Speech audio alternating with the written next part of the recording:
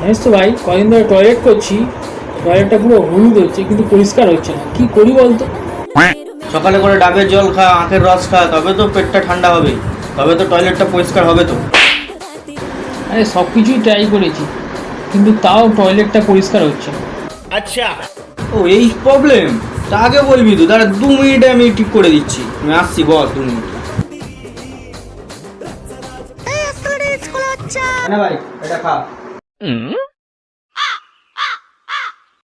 এটা কি ছিল ভাই? এটা হারপিক ছিল ভাই। প্রত্যেক দিন সকালে 1 চিপি করে খেয়ে নিবি, টয়লেট পুরো পরিষ্কার হয়ে যাবে। दुश्मन न करे दोस्त ने वो काम किया